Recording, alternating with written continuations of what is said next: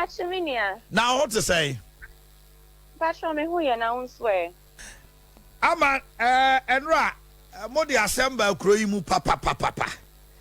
Na 12.5% VAT and a 20% import duty on sanitary pad no.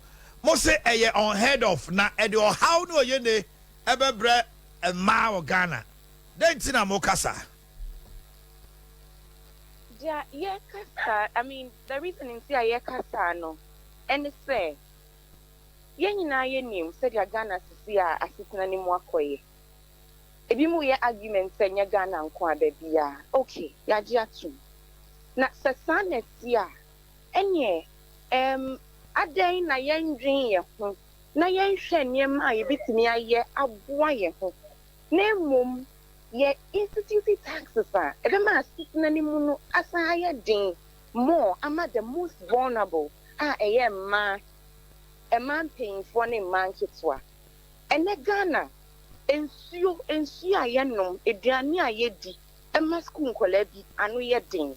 Ye nyanka sama kona la regu gambaga mi bodi si hopi. Ako ye storia, ensuo primary school kola, ensuo a benumka, na yenya. Secondary school kola ko hebe no more da. Humti yen can't want them say, Omu ninko nyom betinaso. Na when na ye reality e wa Ghana komo ha na uriye ya wo say sanitary pad the most natural the most biological thing. I mean menstruation ye the sanitary pad e boy ho ban enye choice enye say me pa me so we your ban kwa de e do that time of the month we ye den wo be menstruating eno na wo de manage wo de siesie wo ho. And no anka kanin yet me turn of 5 CD, 6 CD, 7 CD, and ne ukona ukwakocha. Yes, 23 CDs. Na nipa na onye nsuo nom, onye janin dino. So uka to on fat 20 CDs in quarter pad in kosiesie no. Wana day na uka chre no.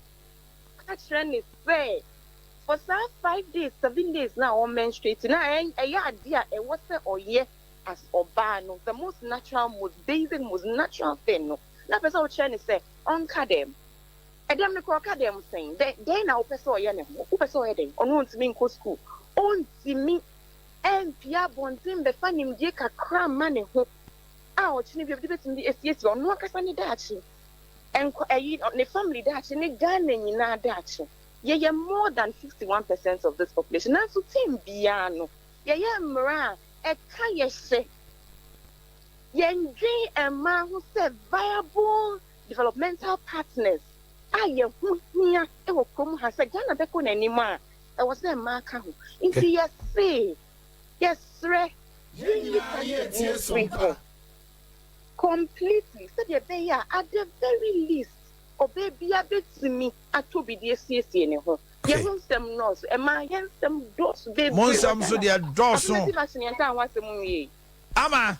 Mami Musa we say and they no muko jaswa pad no de afu cry say Pacho Siciano 25 Ghana cities and no because only be 23 Ghana cities so you find 23 Ghana cities and no fu e o market here say obi on ma obi to be me ensan na bosome na dro minia enu ni asem no Okofa wen. Safety no. Okwa kofa wen. Ene ye see ye adwuma ye titi sa ye ho ato ye kra. Ye ti. Ni obi a oti baby.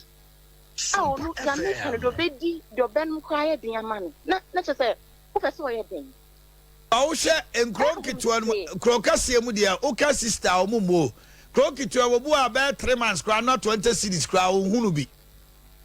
Semo I know yes na win dia me no e me dem asem ni mu nyina ne se ye ko hia ye speaker right honorable Alban Bagby oni yen ya adwin dito chese onu kwa de na ni abrekra asin ya ye de asem ko hia no inti no eno ma me ni agya ma me ahochechwe bi se ye betimi aye hu bibi se achia na mui ya ye mistake kra ya ye timi ekoyechi ekosiesie yechi eno na ma me manage say ye ko ye no ye de asopet ya ye eso ye mu yi or assure ye say ono anu masemo say ye questionable.